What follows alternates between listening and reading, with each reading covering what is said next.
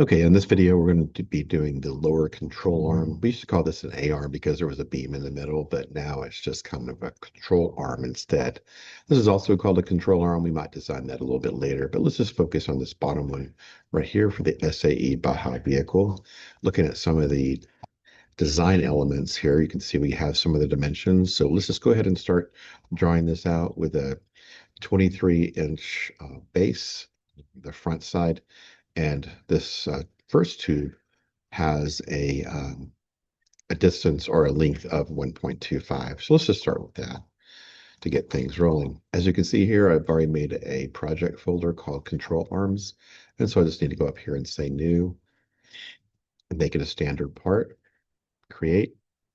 It looks like I've already made one before, but I'm not really happy with how it turned out. So I'm going to make another one. So I will go ahead and save it, maybe with a slightly different file name. So I'll select that one. Let's call this version 2. So that's the cool thing about Windows is you can go like that and then just steal that name and then add on version 2. All right, so let's get going. First thing you want to do is start a sketch, two-dimensional. We'll lay it down flat on the surface. A midpoint line is probably the best place to start. And this is where we're going to do the 1.25 length for the inch for the length of the control arm right there. The control arm connection. This is where it connects onto the main part of the chassis. So this is the front of the roll cage. The rest of the roll cage is now back behind this one, although you don't see it in this picture here. All right, let's get going then. Let's keep going down here. Let's see. All right, so the next distance we saw on the list was 23 inches from here out to where that circle was. So there's a circle out here, and it had an inner circle too. We'll get to that in just a moment. But first of all, let's just measure the distance from there to there. We know that this is 23 inches along that axis. So we measured that by hand because we don't have these designs available to us from Polaris. Okay, so kind of reverse engineering here, going back over here. We see the diameter of this circle is 1.25 with a wall thickness of 0.25. So let's get that taken care of. I'm surprised that these are not purple because of that. Yeah, I'm not sure why that's not purple. Probably because of the mode that I have it in. 1.25. Then zooming way in to get this wall thickness in place. Only 1/4 of an inch. All right. Now let's see if I can still move this around. Yeah, I guess I can. I'm not sure why it's not purple, but we'll not worry about that. We'll just pay attention down here to the bottom where it says dimensions needed. We know that from the first sketch that there's this kind of box area at the end. So let's grab a normal line and draw a tangent to this one over this way. And we will draw another tangent like this and hopefully stop at the same point, then close the shape. That's going to represent the end of this part where the ball joint goes, and the ball joint is way up in there. So it goes through that hole right there. The distance from the center of that circle over to this flat piece is 1.4.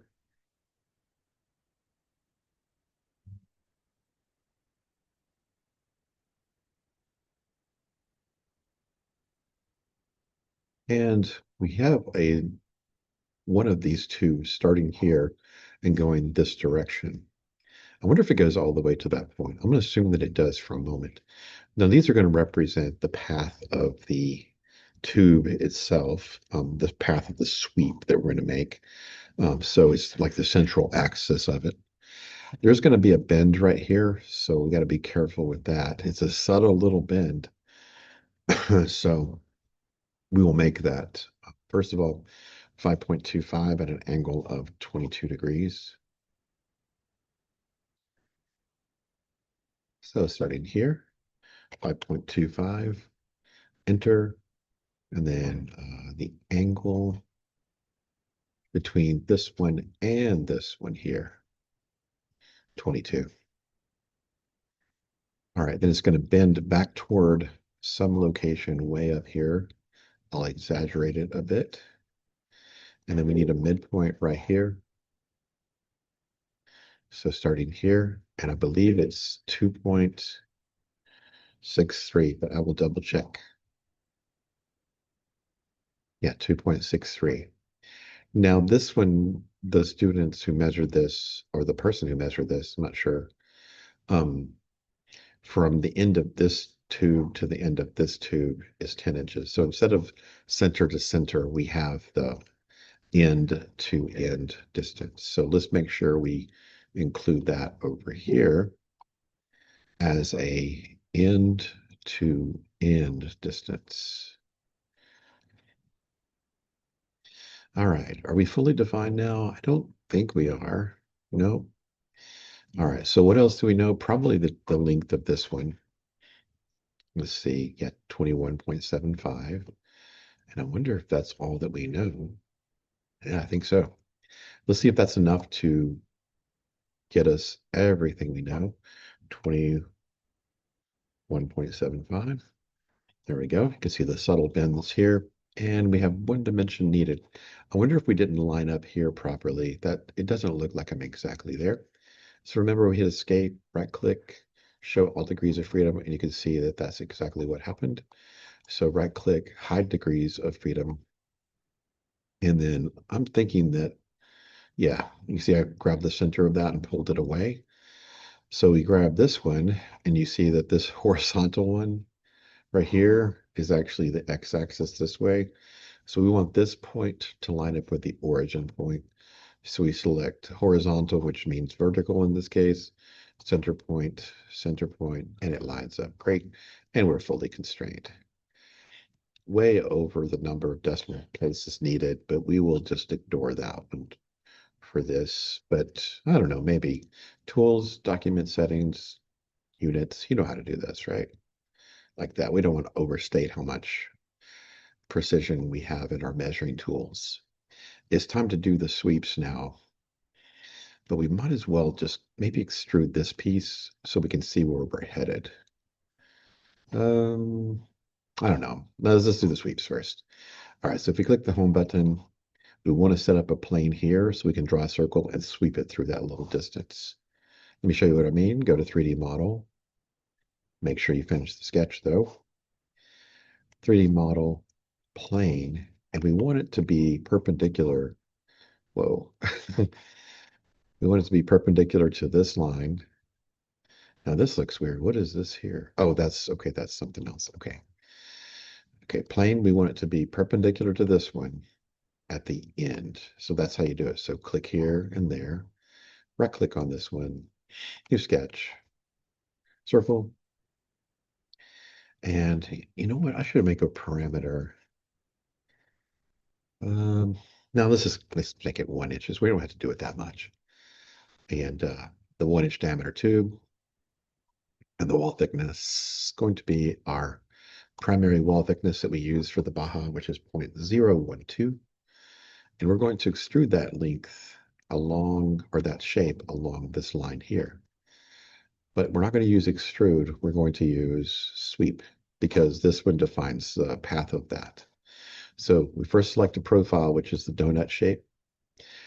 And we select the path, make sure it's underlined in blue, and there you go.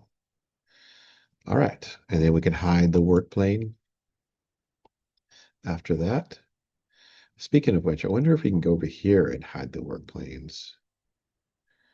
User work planes? Maybe. We might be able to do that one at the end.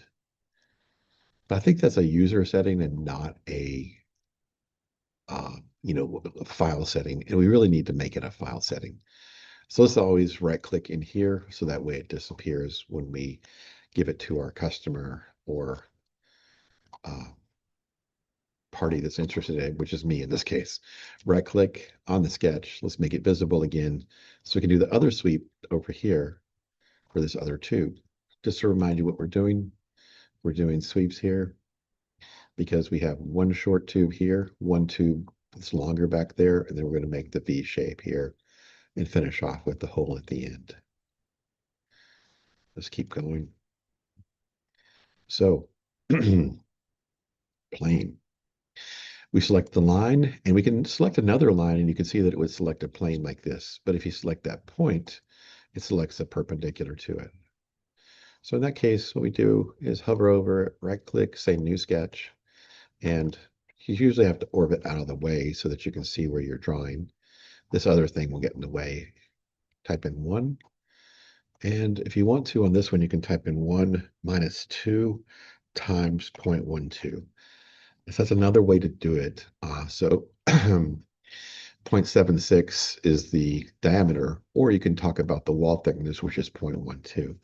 The reason why I did 2 times 0.12 is because we have the wall thickness here and the wall thickness there. So we took the whole distance 1 and divided by 2. So I wanted to kind of show you that because it's a radius slash diameter issue you got to be careful with. It's time to do another sweep. Donut and click for the curve path right here. I don't think you can click on that one also. That would be interesting if you could turn it. But here it's not going to turn. It's just going to have to go like that. So you have to set up every time these sweeps. And so I'm glad I didn't do that one because that way I can right click on this one. Or can I do a right click instead of plane? I don't see it. Oh, wait, it said working plane. And right there. How about that? I didn't know you could do that. Let's do it again. Right click, working plane, right there. Oh, what a shortcut. Love that. So then we'll draw 2 circles on that one. And of course, it goes way out of view for some reason. Not sure why it doesn't look exactly like what I'm trying to do. So I'll flip-flop back and forth between doing wall thickness of 0.12 and then also finish that one. Right click on this one, new sketch. And this time I'll just do the 1 inch like that. And then I'll do 1 minus 0.12 times 2 to show you that those are the same thing. Enter. And it's time to do some extruding. But we're not going to call it extruding. We're going to call it sweeping. So we're going to sweep this ring shape. Oops, that's not going to work. Notice if I do this when we don't have a tube or a pipe, we actually have a rod. So we want to be careful with the sweep in the sense that we want to select that shape right there. Okay, seems like it's frozen up for some reason. Okay, why did that freeze? Let's try it again. Sweep. And that. Click the path here. I wonder if what would happen if I click this backwards path. Even though we don't really need to go that way, that's not going to be right. So if that ever happens to you, you can always remove the curve and then come back to it like that. Click OK, and let's do the other one. So another sweep of the ring shape, and then we're going to go along that path.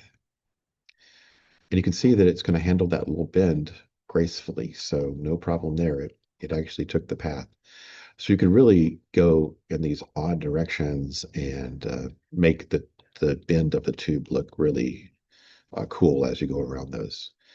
One of the things students point out is that there is a defect when you do that because it extrudes all the way through this one. So the way you handle that is you go back up to your first sweep and then you edit that feature because what we want to do is use the same sketch that we use to create that we do to destroy. So in other words, we already have this extrude, but now we want to use it to do a plus sign, and we're going to use the same sketch to clean out the middle. See how I did that right there? And we want to go through the whole thing. Oh, wait, you got to select the path. So the path is that little line right there. So now we're doing this profile is the circle, not the ring. And the path is the same as before. But the third thing is we're cutting. And so we cleaned it out.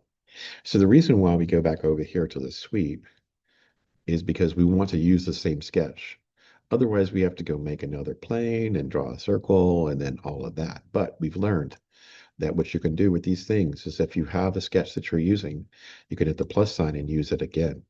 And so we want the circle, not this circle, not the ring. We want that one. And the path we want to take is that little short path right here.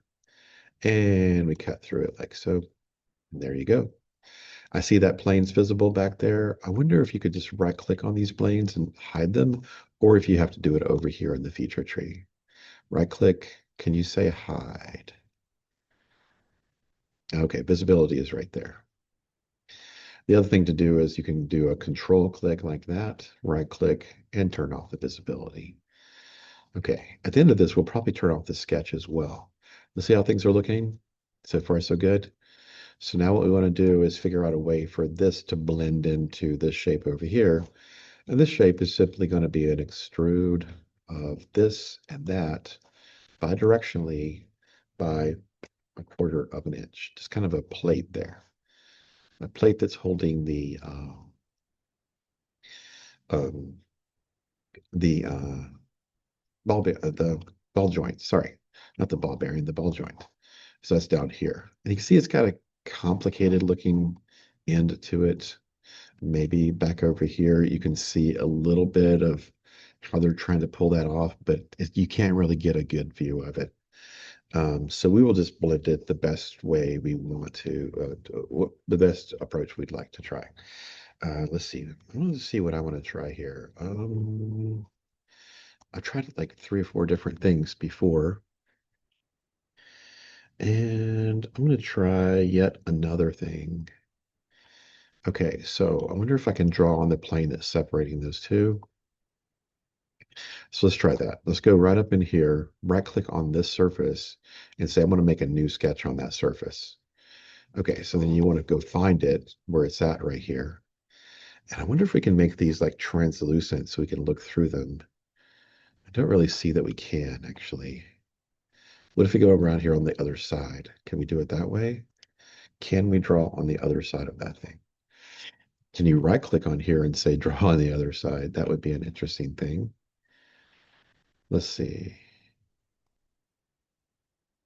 Sketch Doctor, that looks fun. I want to say that there's this command to sketch on the other side. Let me pause the video because that would be a cool feature for you all to know, so that we're not sketching on that side, but this side over here instead. So you can see that you want to make something that blends this big piece into the small one. Let me pause the video for that one. It might be helpful. Okay, so the recommendation is to make a work plane. So I'm going to delete this thing that I just created. So right click, delete, wait. I guess I got to finish it, or maybe I can just cancel it right here. You can see it disappeared. So what it's saying is you want to make a plane that's parallel to that one. So you want to use this plane to create another one. And let's see if it actually made one. Gosh. Okay, wait. Okay, there it is. Okay. That's weird how it kind of just shows up like that. I thought I could just click right there. No, not like that. Okay, it's like this right here. Okay. And so let's see if it made the plane where I wanted it to. So if I kind of look at the top view, you can see that's exactly what I wanted right there. Okay. Now, it says if you want to choose what side of the plane to work on, then you just flip it over here and say start your sketch on this side. I think there's also something called flip normal as well that they said you could use. I can see look at right here. Oh, wait, there's flip normal. So that basically it means it's going to draw on the other side. But I'm just going to flip normal back and just say start my sketch right here. And so that way I can draw some kind of shape here that I can extrude forward and maybe backwards as well. All right. So we want a shape that kind of helps us meet these two parts together. So it seems like maybe a slot might do it. So we can make a slot from the center here to the center here and make it go out. Now, I think we want to make it go out not to this point, but also to right there. So that way it meets up with the side. Okay, so what can we do with that? If you hit finish like this, let's try to extrude that in both directions, because I think if we don't do it in both directions, what's going to happen is there'll be a little sliver right there. Let's see if my hunch is correct. So we're going to go to extrude. We're going to select that shape. And let's actually go this way first, so that way we fill in the gap. And that's actually a word that we use. Oh, it went right up to the surface, which is nice. That's a fill in the gap is a good way to describe that. Gosh, it looks like it would it's like it's welcoming us to do a loft, but I don't think so. Let's finish this up for first. I want to go like that. Oh, wait, I did a cut by accident. Right click, edit feature. We didn't want to do a cut. We wanted to do an extrude. And you can see that that's not exactly perfect. So we just kind of go back that way a little bit. Right click, edit feature, and do a bidirectional. And then just make sure we fill in every little piece there. It's a phrase we use when we're welding, is fill the gap. Now let's hide this work plane right here. And let's go through and hide all the sketches as well.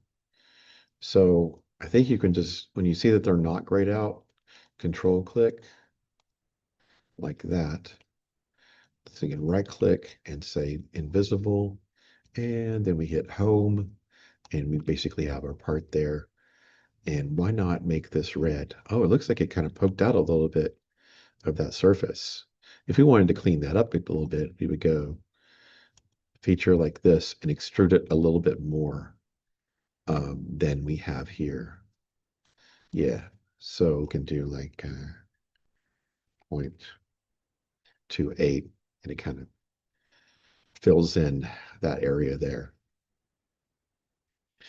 Okay, so to finish this off, what we can do is select the whole thing and let's just make this red, just like the pieces that we got from, oops, what happened there? The piece we got from Amazon. We actually bought it from Amazon. So there we go. So you can save it just like that. But I did see a loft happening there, so I want to see if I can pull that in. But as a challenge, I want you to, um, let's see.